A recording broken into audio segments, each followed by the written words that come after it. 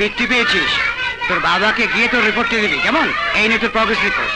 থাক বাবা, থাক থাক। গরুর স্বভাব স্যার, মানুষ মানুষ। আমি কি তোর দুলা ভাই যে আমার লগে আর কি করস? হ্যাঁ, তোর বাচ্চার জন্য দুধ তুলে রাখবি আর আমার রাজু না খাইয়া থাকবো, এইটা কিন্তু চলবো না।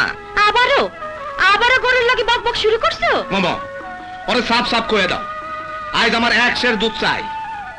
মেয়ে মানুষের কথা মেয়ে মানুষ শোনে, কও না তোমার শরীরে। ওই গাবি আমার সই না, আমার সতীন। ওর লগে তোমার যত কথা, যত পিরিত। লক্ষা বাবা। বাজান কি হয়েছে? বাজান কি হয়েছে? আমি বৃত্তি পাইছি। আলহামদুলিল্লাহ। মামা আরে শুনছো, তোমার পোলা বৃত্তি পাইছে। হ্যাঁ এই যে আমার নাম। ওকে তুমি যদি শহরের কোন স্কুলে রেখে পড়াতে পারতে, ও আমাদের গ্রামের মুখ উজ্জ্বল করত, ও দেশের মধ্যে একজন নামকরা মানুষ হতো।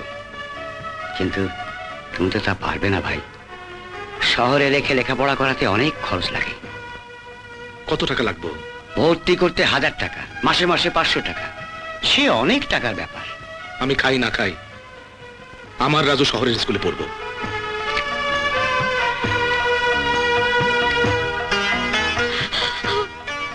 তুমি এসব কি করতেছো?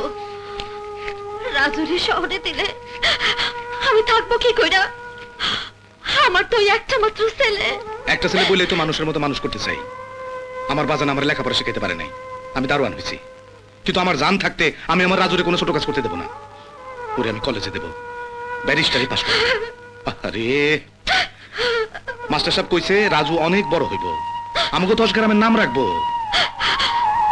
তাইলে দাও, শহরে গিয়া বড় একটা স্কুলে ভর্তি কইরা দাও। আমার যত কষ্টই হোক আমি থাকতে পারো। কিন্তু 1000 টাকা যে হয় না, রাজুরে ভর্তি করতে আরো 500 টাকা লাগবে। তুমি মিলের ক্যাশিয়ার আবুল ভাইয়ের থেকে 500 টাকা আগাম নিবা। আরে এই বুদ্ধিটা আগে দিতে পারোস নাই? কি পেরেশানির মধ্যে না ছিলাম। হ্যাঁ